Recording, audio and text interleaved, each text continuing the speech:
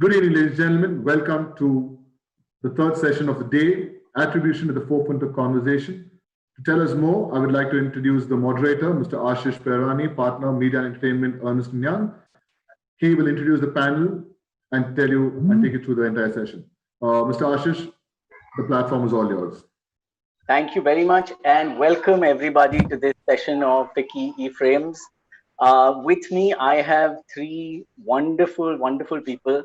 I have Tushar, who's President Growth and Transformation Group M South Asia, and he's someone who's been responsible to build Group M's capabilities around digital data and analytics. So welcome, Tushar, to this session.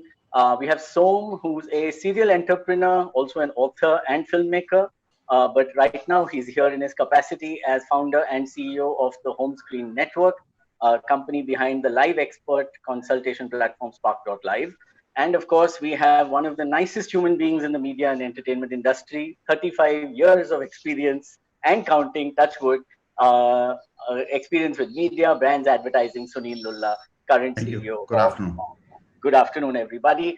And without further ado, I think we've got a very interesting discussion today on attribution and the need for attribution in the new world, especially post-COVID.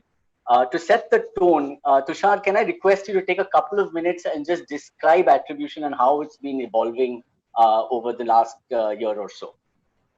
Yeah, thanks, Ashish. And I'll briefly cover some of the point which we sort of have been deliberating.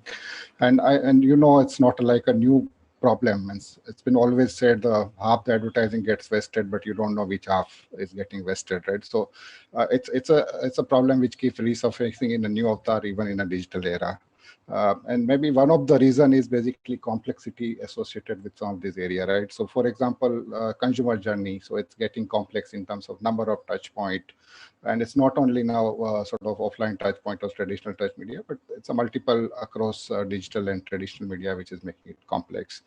There are silos in terms of wall-guarded environment, even within the digital environment. There are issues like brand safety, ad fraud, all these also keep cropping up now and then.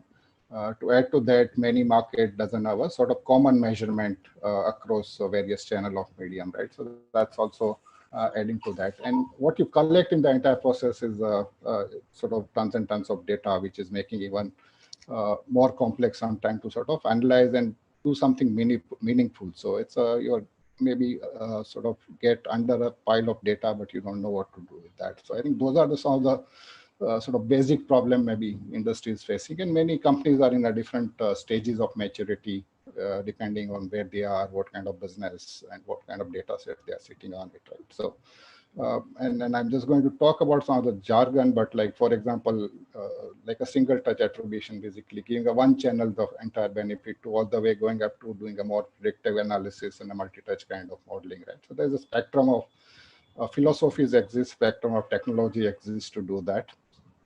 And if one need to go basically broadly, there are, you can say, three components which exist.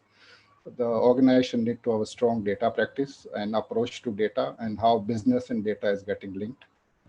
Need to have a right tool and tech stack to sort of deal with sort of business KPIs and connecting it to data.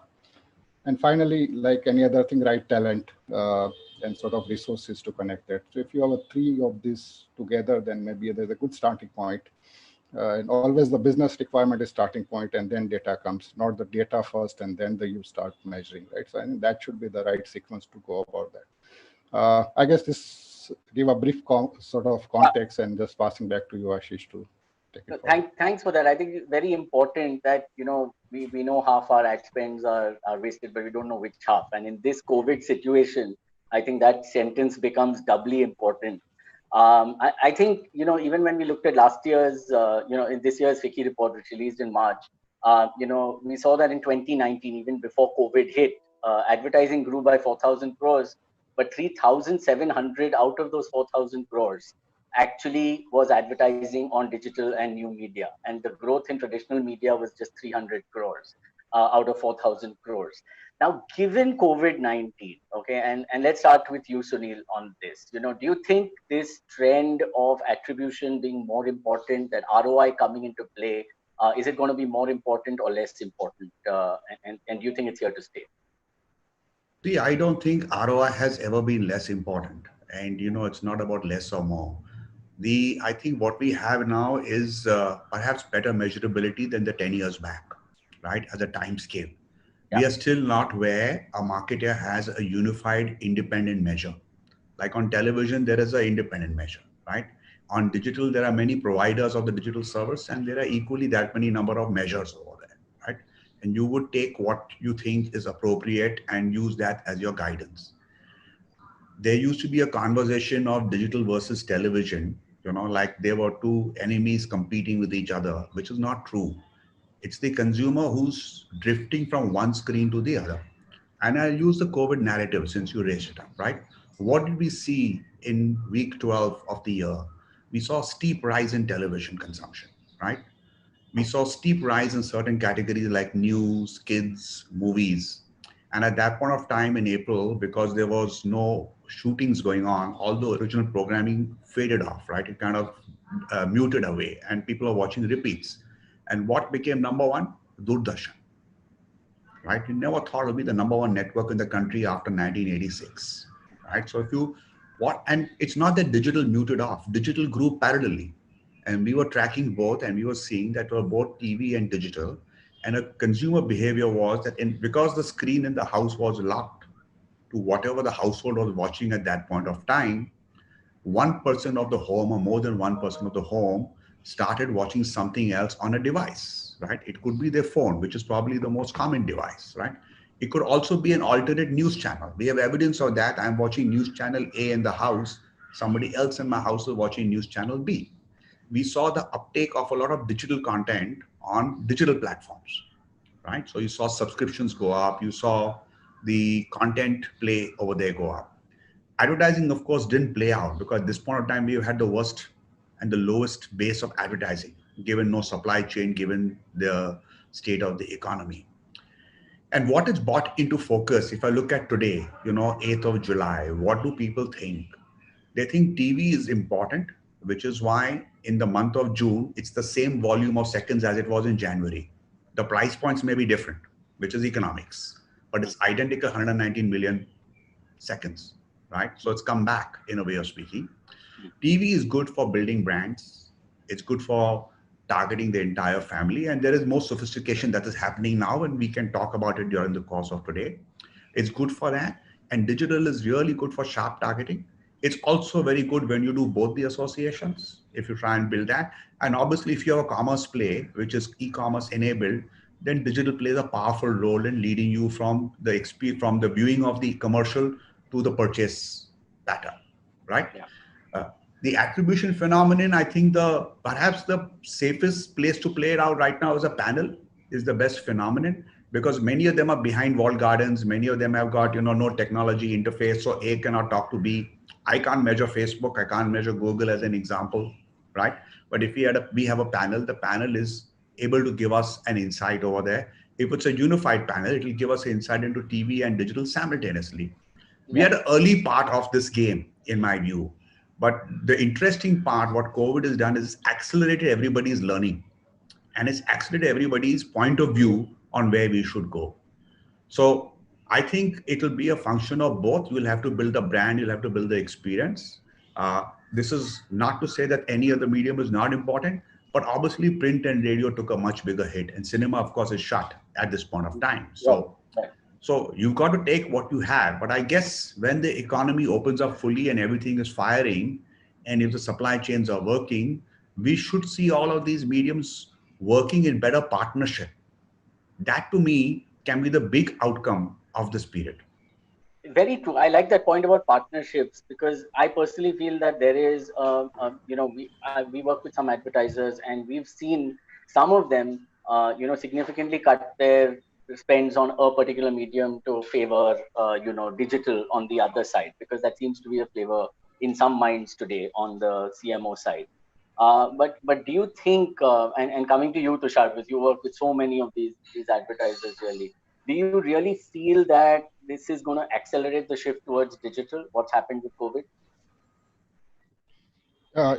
The answer, it's a simple answer is of course yes, basically. And again, so advertisers are going to follow where the consumers are going, right? And as you would have also noticed during the COVID time, there was a sort of surge in a sort of consumption on a digital. Of course, the TV also gone up, but there was a Yeah. significant surge in a digital consumption. And in a way, it's a sort of building entire connected environment, right? So what we call is like a connected consumer environment where you are linking consumer to commerce, and there is a sort of linkage with the outcomes. So I think that's it's a highly comforting factor when it comes to sort of linkage with the commerce for most of the advertiser, and there's a proof of the pudding which is available. Yeah, and I think the demand for the proof of the pudding is where I really want a little more to say that, even traditional media has always been struggling a little, in that sense to show that ROI. Measurement is there, but, because of digital, I think advertisers want more. Are they doing stuff around that right now, Tushar? Do you see more of that? Yeah. So that's the point I was coming to, right? And digital and the entire data ecosystem which got created thanks to digital is playing the role of catalyst, right? So they have tested a new level of basically measurement, new level of accountability, which is possible with the media. And the entire focus has shifted more from what we call like a output to outcome kind of thing, right? Most conversation used to be a reach and frequency conversation. Yeah. Which is now moving to a different level. And the conversation right now is what is going to do to my business? What is going to do to my brand, right? So those becoming a more of a lead and lag indicator in terms of going all the way to a business impact.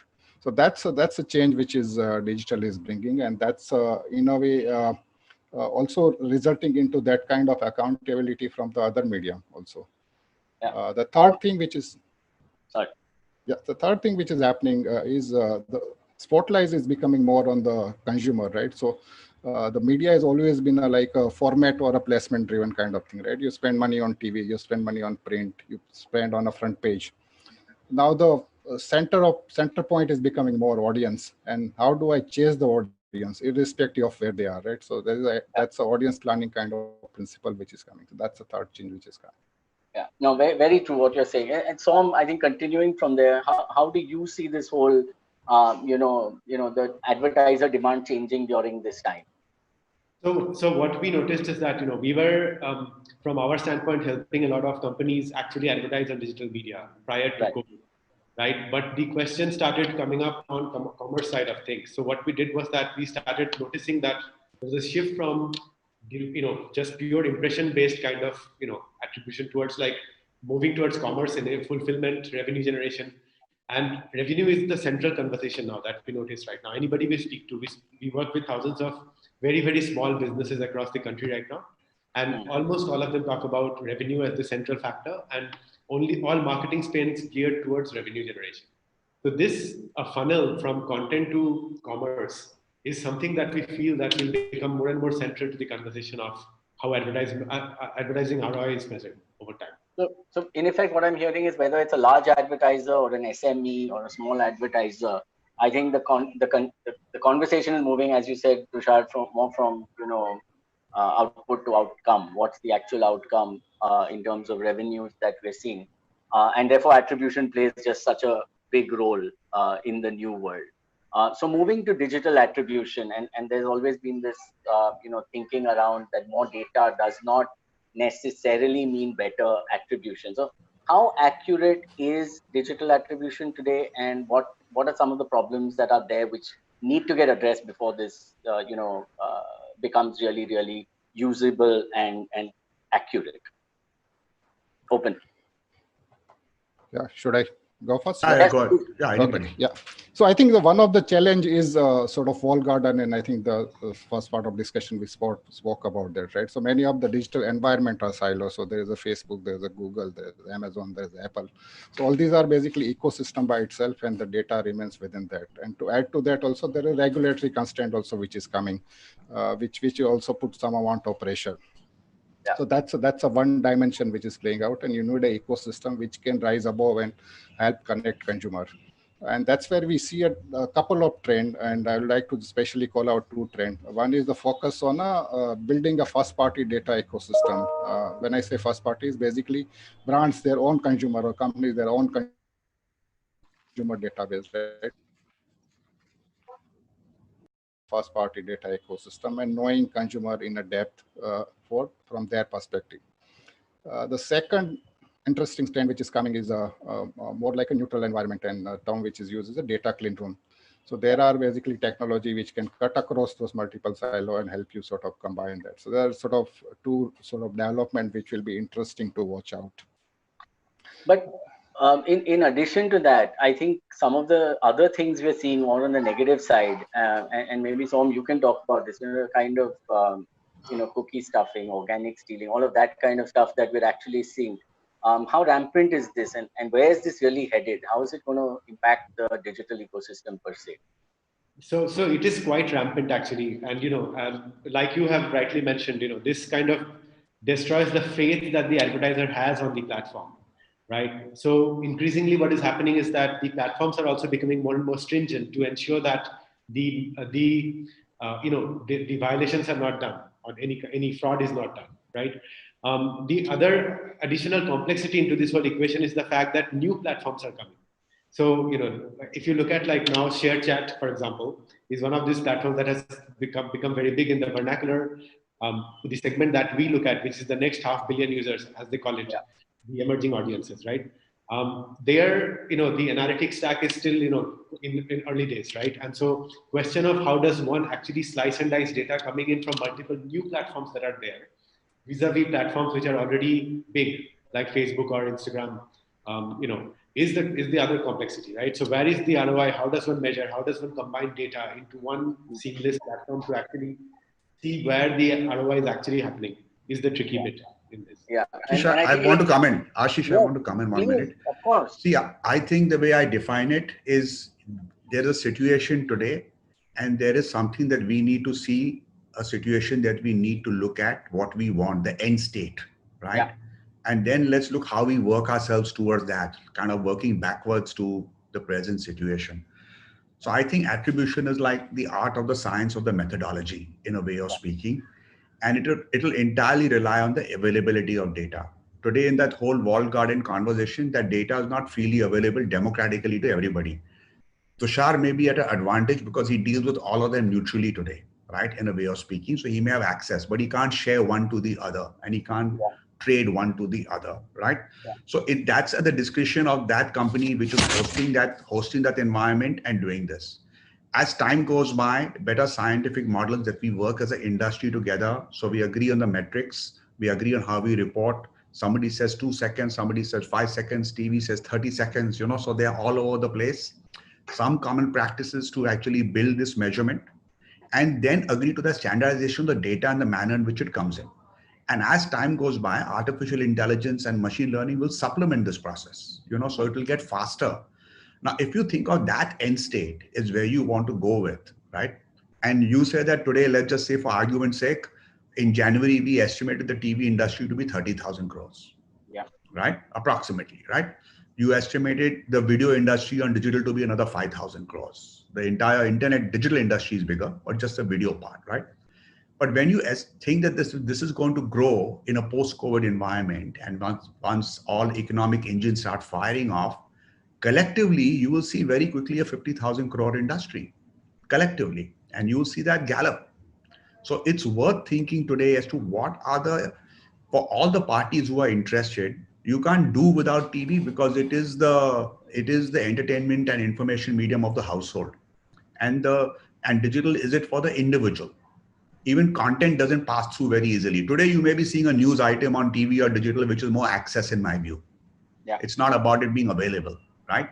But you may be seeing digital content on a digital screen because you may not have passed it on to your TV. You may not have a smart TV. You may not have passed it on. You may not have shown it there. So if you think of it from a marketer point of view, the dollar is the dollar, the rupee is the rupee, right? I want maximum bang for buck, or I want it more targeted, or I want to make impact. I have all these options if I am able to unify this data under this principle that we can do attribution, provided we set the parameters upfront and we agree to the measurement metrics. Sunil, our estimates as EY say that the total video advertising market, which is TV plus digital, will probably be touching 1 lakh crores by 2025. Sure. Okay, I believe that. it's and when I include the long tail of Yeah. SME advertisers that Som Yeah. you were talking about, as well as the big advertisers, and just the sheer growth in number of screens, because you'll have 700 plus million phone screens in terms of unique users, by and that. and 100 million homes still to get a TV set. And 100 million homes still to get. We are at whatever 170 million today, moving up. Yeah. That's our estimate. You guys are 190 Yeah, sure. right? Moving up to maybe 220, 230, 250 million, by 2025, depending on how it grows. Yeah. That's a billion screens over there, right? Yeah. And attribution will become super critical from the point of saying, okay, some is on linear TV, some will be smart TV, some will be pure digital on the phone, tablet, laptop, etc. Some will be web, some will be mobile app, some will be mobile web. It's an insane amount of inventory. It's an insane amount of everything. And we're going to see rates getting impacted based on efficiency in a very, very big way, and attribution plays a large role in that. Now, my question to all of you really is that so much media, so many e-commerce platforms, so many media platforms and social media platforms moving to e-commerce. How will ad rates change for pure entertainment? How will ad rates change for search? How will ad rates change for e-commerce platform? Where will the real growth come, which will be at risk? Tushar, I want to start with you. Okay, so again, it's not a sort of easy thing to answer because there's also so there's also other dimension, right? It's not only he can never say they'll go up. He's conflicted. Yeah, that's not a challenge in this forum, but I just wanted to make a point, add to that also. There is also consumption is growing, type of consumption which is also growing, right? And every day you are adding a new users, and number of hours spent on each of this medium is also dynamically changing. Right. So at current state, basically we are actually inventory oversupply in a many format, and especially in many of the digital format right now. And and currently also it's an underconnected country, and there is a headroom to grow. So I don't see this as a pretty soon becoming a more like a supply side of market. It will, for some time, it should remain the buyer side of market. Having said that, there's a premium attached to content. If you're not looking at a pure commoditized way, right? So there is a certain type of content, certain type of environment are going to come at a premium. And closer to your purchase funnel, then it's going to be premium, right? For example, you mentioned search, you mentioned about commerce. All these are going to be a premium. Similarly, there's even content like IPL or a premium cricket or a specific fiction which is at a premium. So there is an environment which will remain premium, and the stages of consumer journey will remain at a premium. But generic level, it will still remain oversupply market. And so what I'm hearing is that if you have a generic product, especially from an entertainment point of view, those rates are never going to really outshine in the environment compared to the others. And as close as you go to the actual point of purchase, it's always going to be that much higher. That's going to hold true in the long run. As we spoke also, basically brands are asking for also solution and experiential, right? They are not looking for exposure only. That's other trend which is changing, and how you are integrating, how you are providing solution, all these are going to come at a premium compared to a plain vanilla placement driven ads. So what I used to having, sorry. No, I think to Tushar's point, a lot will depend on how the entertainment players use their digital avatars to bring that connectivity from a commerce touch point or any other metric that you want to place over there. Right? Sunil, I want to go deeper into exactly what you have just spoke. Sorry, you were asking so much question. No, but I'll ask after this if you don't mind. This is brilliant stuff. What should the entertainment players do today to enable the rate growth and to go closer to the end customer touchpoint? So I think that so if you take an example of, say, Indian Idol, it allows you to vote, right? Yeah. And many other shows allow you to vote over there. Today, many of the fiction shows also have certain digital avatars that they allow you to interact with. It's how you will build that interactivity, and maybe it's at a premium end. I think yesterday at the inaugural session or on the day of the inaugural session, Uday Shankar talked about less dependence on advertising and more dependence on subscription. Yeah. Because when a consumer pays for content, they get good quality content. I mean, Netflix and Amazon Prime are examples of that, right? You pay for the subscription, you get a certain quality of craft, whether you like it or not is separate, but you get a certain quality of craft. I think it's important.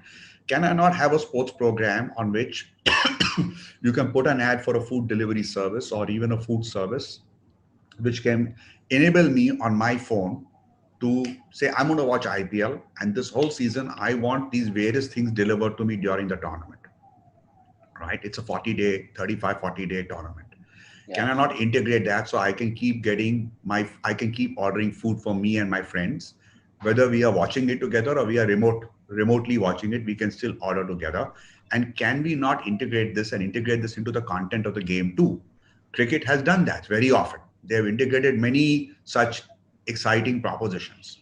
And I'm not saying you disrupt a fiction show by doing this, but there are really many ways in which entertainment channels now have to say that, okay, I've got this avatar here, I should have another avatar. I mean, I think Hotstar does it, right? If you want to see the show earlier than 9 p.m., you can see it on the paid service at 6 p.m. in the evening, right? That episode of the original content, right? So I think there are progressive steps making. As they make the steps, they will learn better who's watching. I'll give you another example. We have a few advertisers with whom we work closely, and they are saying, I want to now, the generic brief is we will target women. Demographic is women, 25 plus, 25 to 44, 2 kids, etc. Tushar knows that game really well, right? We have a few advertisers with who working off the panel data, working off attribution, layering it back to the larger play. They choose their programming in their advertising slot basis the data we can provide, who has got kids, what they watch, did they watch your last ad or no? And they can then correlate to the action point that they have played on TV, right? Now that is sophisticated utilization of television data or data of viewership related to the consumer attributed to it, right? So TV is doing quite a few. Now there are not hundreds of these advertisers doing it, but there are a few of them, and I think they're seeing the benefits. They either related to a particular kind of product they're selling or a particular audience they are targeting and work the attribution through. So even if they don't use digital, they can work it through with TV. And if you fuse it with digital, obviously the fusion is better. It's better, right? Yeah. So I truly believe that there needs to be a unified way to work this out. Yeah, and just to build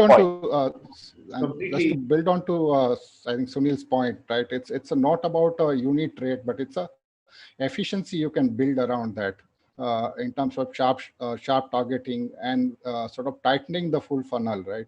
Yeah. And it's not about what you pay at the top of the funnel. Right. Also, the digital platforms tend to work with very sharp targeting, right? So it creates bubbles of user kind of profiles and audiences which are of similar kind. And due to this kind of very focused ability to target in a very focused manner, as we move closer and closer to traditional and digital lines blurring, the expectation will also shift towards the expectation of very specific targeting. And just kind of adding to the point of ad rate that you had mentioned, right? Yeah. Because digital platforms essentially enable, depending on the kind of audience we are going after, the ad rates vary a lot. Demographic, the TG. So this kind of segmentation of pricing will also start happening increasingly, because we are getting closer and closer to the point where we can specifically say this is a sports viewer, this is a women segment viewer, this is a kid segment viewer, and the pricing changes accordingly, and the purchase power and the fulfillment in accordance to that will also define it, right? So, and there is a self-discovery mechanism also, because many of these auction, sure. No, go ahead.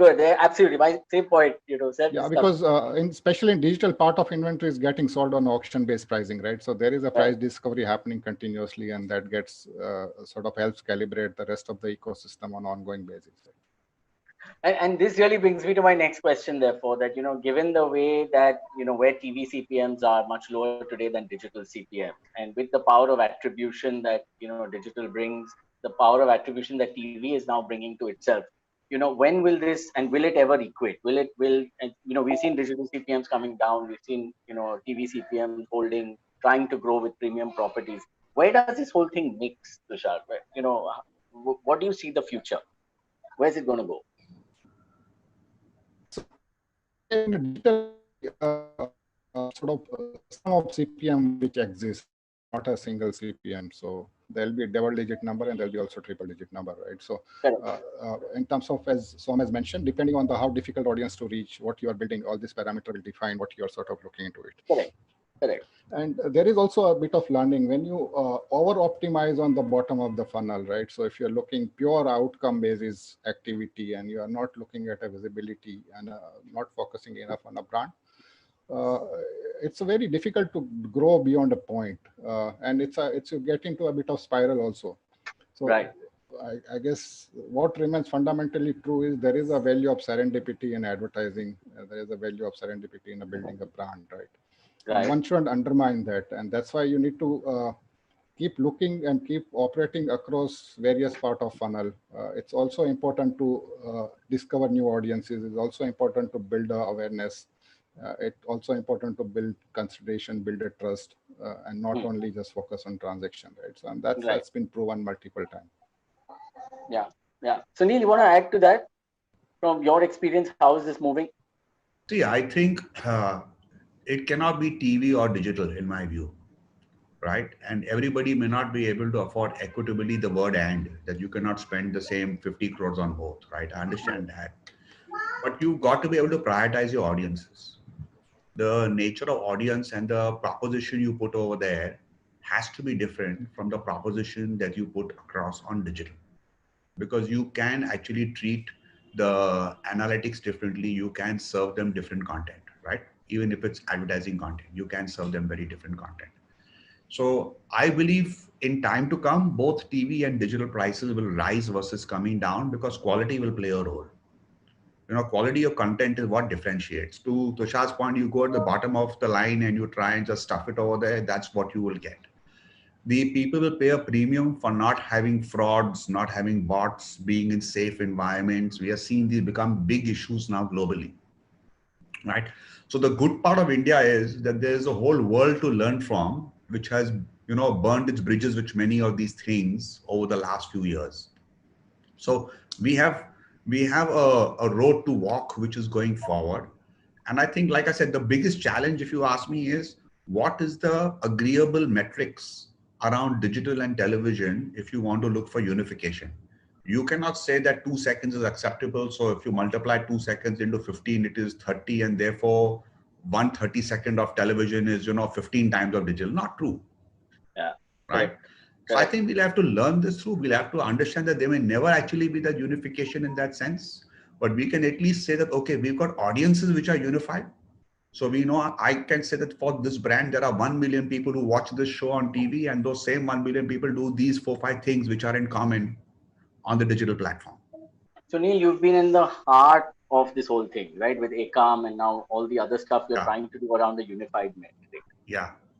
Is it going to happen? So it will take time, is my view. Okay, because just getting this conversation with everybody going to agree on metrics, it's measurement. See, tomorrow morning, we could, and we have the data, we could launch out a digital data and tell you what our unified panel is watching digitally, right? And what it's watching on TV.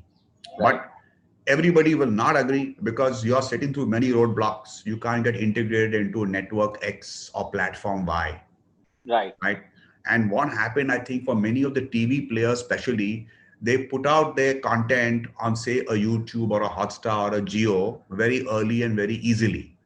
And nobody watches them on their own apps. They watch them on the platform apps. So if platforms are the way to go, then, you're going to have to accept that those platforms may or may not give you their data till they feel the need to give that data. Yeah. Today, they don't feel the need to give that data. So I think we as an industry collectively have to address this.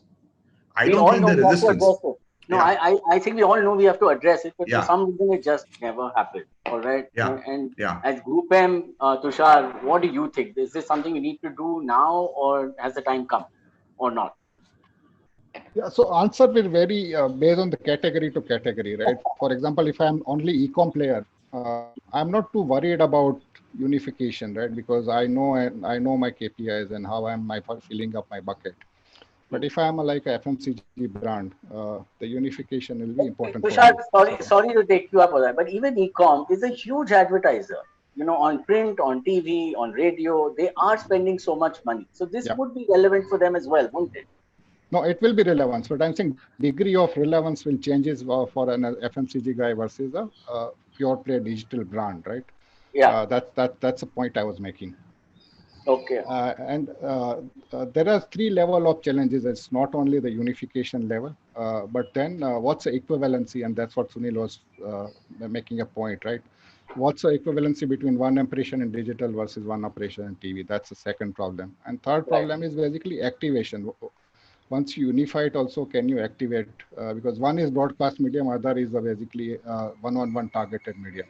So there are challenges in terms of activation also. And one of the way it can maybe naturally get solved is all the environment becoming connected environment. So TV is becoming connected environment is another direction.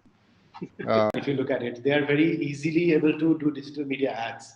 But for them to make a switch to television ads, it's like almost that they have arrived. We call it in the startup world that the brand has arrived when they are advertising on TV, right? So there is a psychological impact of broadcast medium advertising because it hits so many households, and it essentially gives out the signal that the brand is here to stay for the long run and are able to service. Whereas on digital, many brands come, advertise, disappear. So it's a different psychology entirely, I think. No, but how does this play out for, you spoke about a lot of the SME guys you work with, the long tail advertisers, as we call them. How does it work for them? Do for them, it's performance drives everything, right? It's not so much brand, it's largely performance. But for them, do you see them, having started with digital, actually go and say, we should also try traditional, before they have arrived, as you put it? Some of them we have seen, but typically, there is a lack of understanding of how much it costs to do broadcast advertising, because people kind of tend to feel that advertising on TV or movie theaters, for example, or on radio is expensive. There's a psychological barrier there already. Whereas on digital, because it's based on bid pricing and CPM pricing, right? It seems that it's very low cost, but you may end up seeing that over the month you have spent a lot more than you would have actually spent on traditional media, right? So there is that disjoint still there, which will kind of unify over time as the metrics become unified and we have common unit of measurement. Which is really interesting, right? Because the RO size in digital may be smaller, but the CPM is much, much higher than the CPMs on some of the traditional media. And Sunil, coming back to you, you mentioned there's a lot of interesting stuff that TV is doing around, interactive stuff. It's doing couponing. Print is doing couponing. Digital couponing has started. Some of the radio guys are trying interactivity as well right now. Is this the final thing for traditional media? We have to get to know our audience, because otherwise we're going to seriously, I read an article today that UK traditional media is expected to fall 22% this year. All right. And digital media will be flat at 0.3% growth. Now that's a huge statement, right? Which we are making, that, traditional media flat, digital media degrowing 22%, digital flat and traditional degrowing 22%. Our own estimates at EY show that digital will degrow a bit in terms of advertising in India, but the impact on traditional in this year, 2020, is going to be far more severe. Is this the time now that traditional media has to wake up and figure out who the hell their end customer is?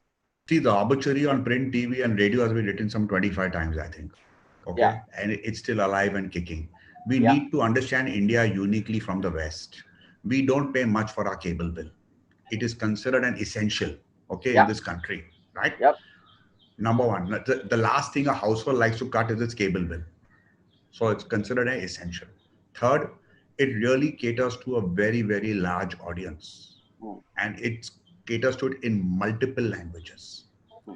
Today, a lot of people may be accessing content digitally, but I think the larger household will still see things on TV, right? Ramayana comes in after 1986, becomes the most watched show in the world, overtakes Game of Thrones, right? Started with 2 advertisers, closed with 48. So it's a telling point that there is belief in the power of that medium. I think the way to look at this is, if the marketing fraternity, from what I know, the marketing fraternity is very vested in trying to find a better way to try and get the audience estimations to an agreeable platform between TV and digital, between print and digital, radio and digital. So I think we are moving in the right direction. Let's Yeah. not look for quick fixes. They aren't going to happen, right?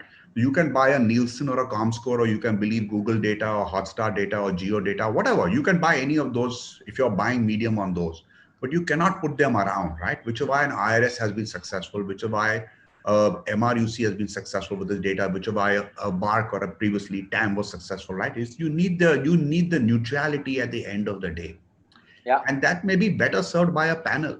I understand if digital measurement is going to be done at a universe level, nobody is going to agree to it because no one's going to allow you to invade into their walled garden. Yeah. Right. So we have, and all answers are estimates. They are never accurate. Yeah. They're estimates. I'm coming to this aspect that you spoke about print plus digital, radio plus digital. I think till very recently, ad agencies were not structured in that manner. You had to go and sell to separate teams. Yeah. And Tushar, this question is really for you. Is that changing? I think you guys have started something on those lines, right? Of combining media across genres and things like that. It'd be good to hear that. Yeah, and it's a process has started long back actually, and that's what I was alluding to when I say the audience is a focus, right? So what we call it basically an audience planning based approach. And it's not you don't start with the medium, but you start with the audience and then look at consumer journey, and then there is a planning process which helps you choose the right vehicle, right touch point. So that's the approach which we are moving increasingly. And also source of business is a layer you put on top of that in terms of eventually you need to answer what it does to business and brand. Right. So that's overriding principle. Right. So it is now the time to bundle digital and traditional. Because what I'm hearing you say is the traditional media can get to know who their end customer is. They can provide more ROI definition to marketers and agencies. And overall, I think they can help grow their digital business better through that bundling process. So it is time for bundling now. Yeah, and digital also lend quite a few metrics to television, and that's what I think Sunil was also mentioning, right? Because there's tons of behavioral data sitting, tons of action which is happening on the website, client assets and stuff like that. And all this can be start correlating with what's happening on a television kind of environment. And so, but will this? See, the big fear that a lot of the radio companies have spoken to, print companies, even some TV companies, is that if we start selling together, it will discount our rates and we will get negatively impacted, right? What's the flip side to this? Is it that we're going to see bigger volumes coming to them? What's the flip side? Is there any reason to do this? See, you are seeing the migration of events, right? If you see in the COVID environment, events which were typically in a theater or a TV started happening on digital platforms. This event, as an example, right, is happening on a digital platform. So I think you have to look at it less from platform, but more from where content and audiences are going. Yeah. And if you look at it from that aspect, if our content audiences are going in a particular direction, then money will chase that direction.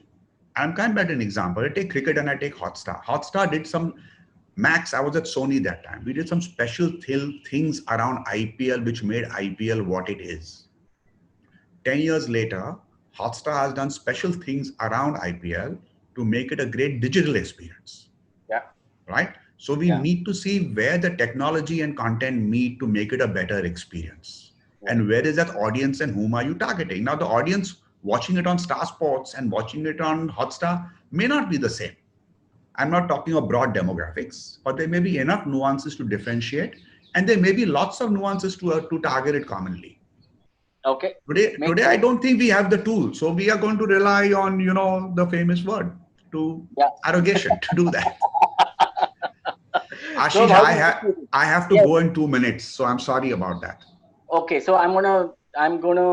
There's a lot of questions from the audience. Can I just take a few of them? Yeah, sure. And maybe we'll start with you. I think first is from Chaitanya. He's saying, where do you think influencer marketing is headed, given it may be cheaper to market through influencers now instead of traditional advertising? Would there be reallocation of budgets towards influencers?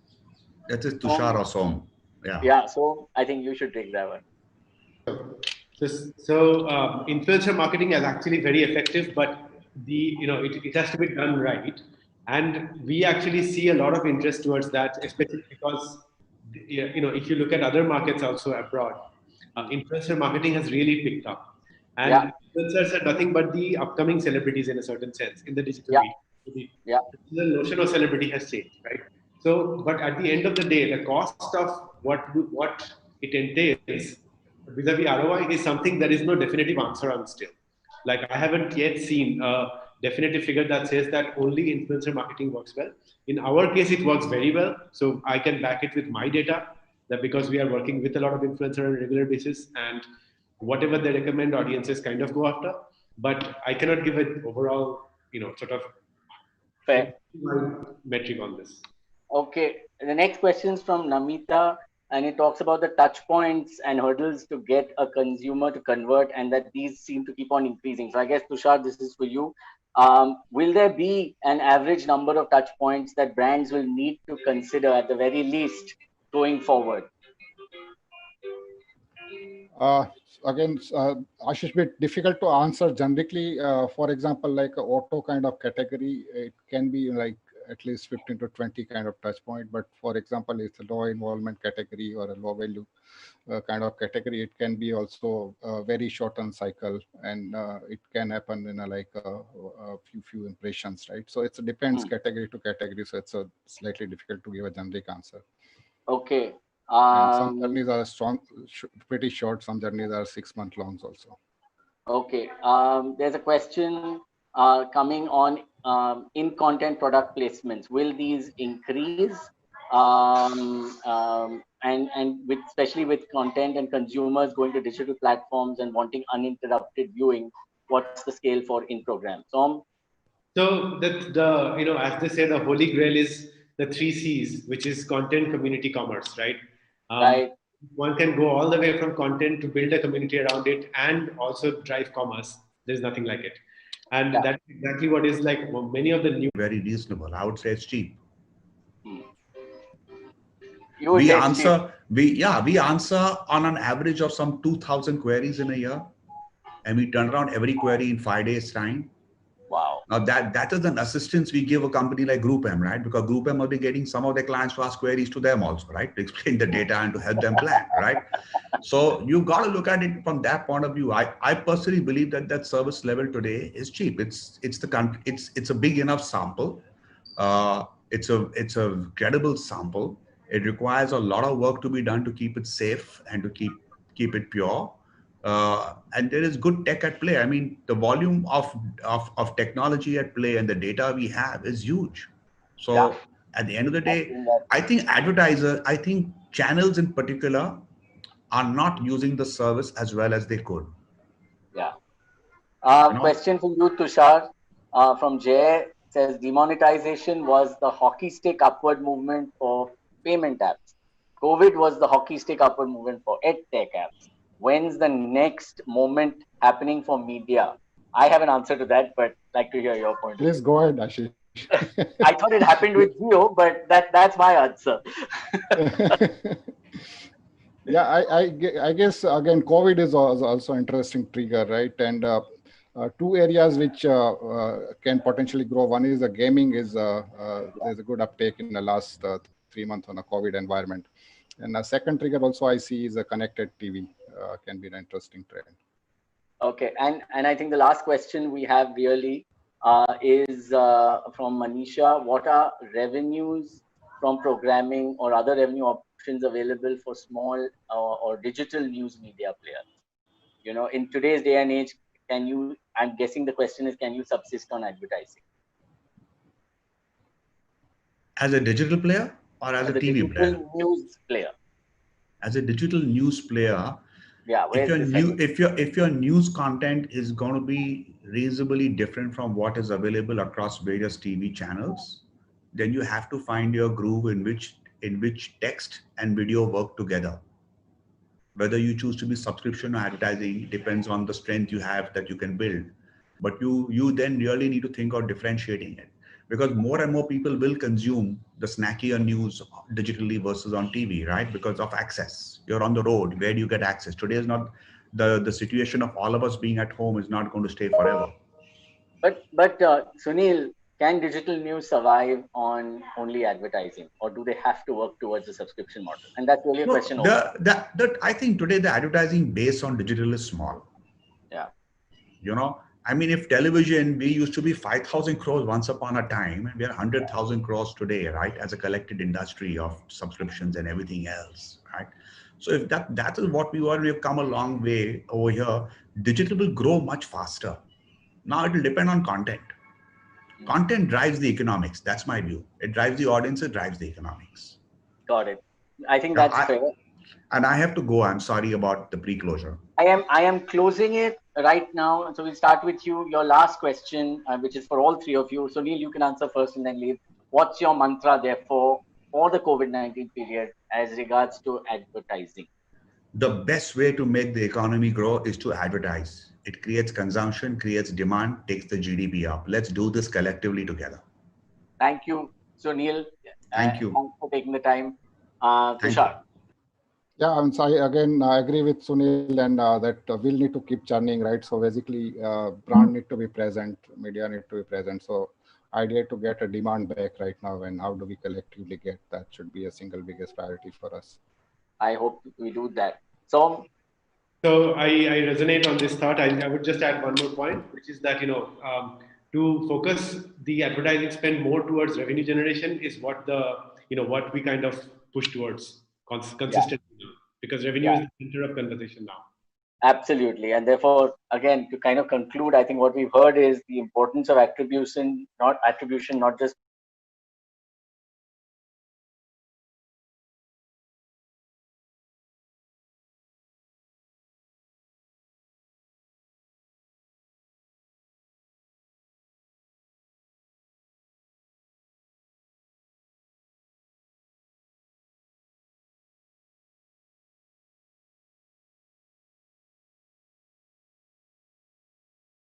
Thank you, Ashish. Thank you, Tushar. Thank you, So. I know Sunil left us early. Thank you very much. Ladies and gentlemen, that's the end of the session. We'll start the next session on further in about 5 minutes.